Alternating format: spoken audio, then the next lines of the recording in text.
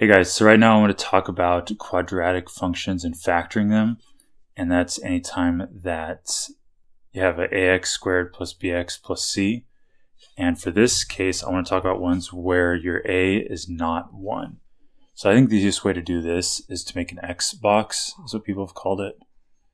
And for the top of your box, you do this times this.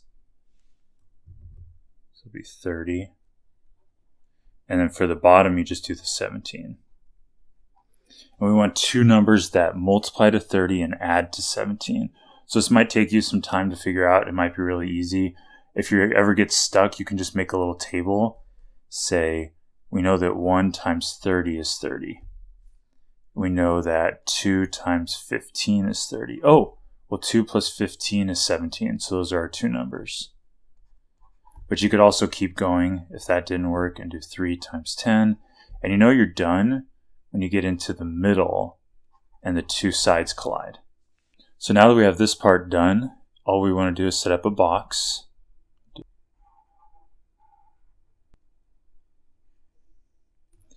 And you rewrite your 3x squared in the upper left of the box. You rewrite your 10 down here. And then the 2 and the 15 is essentially how you want to distribute your 17x. So you have a 2x and a 15x. Now you just want to figure out, what do I want to write on the outside of the box? It's going to give me the inside. So we're going to have a 3x and an x. We don't want to put the 3x up here because it won't work with the 2x. You guys will see why maybe in a minute. So we're going to put a 3x here and an x here. Now we ask ourselves, x times what gives us 2x? What's times 2? And 3x times what will give us 15x? That's times 5. And to check ourselves, 5 times 2 is 10.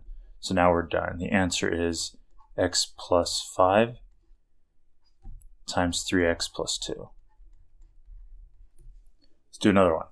So we have this guy right here, 6x squared plus 11x minus 10. We'll make our x box. 6 times negative 10 is negative 60. And then 11 is just 11. We want two numbers that multiply to negative 60 and add to 11. This one's a little bit trickier, but we can still just break it down. 1, 60. 2, and 30. 3, and 20. 4, and 15. And there's our two numbers, 4 and 15.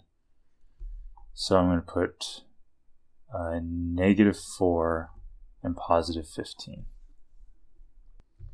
So 6x squared gets rewritten.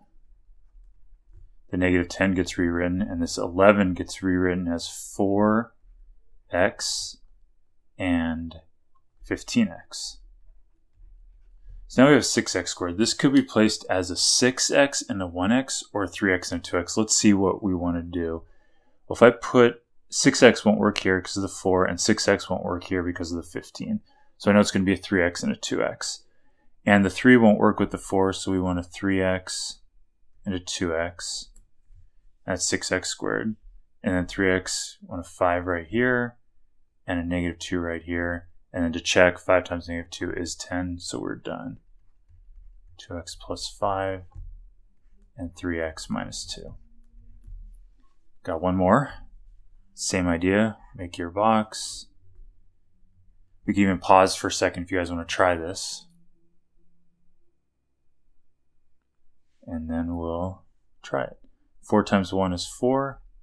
Put a negative 5 right there. We want two numbers that multiply to 4 that will add to negative 5. So it's negative 4 and negative 1. Make our box.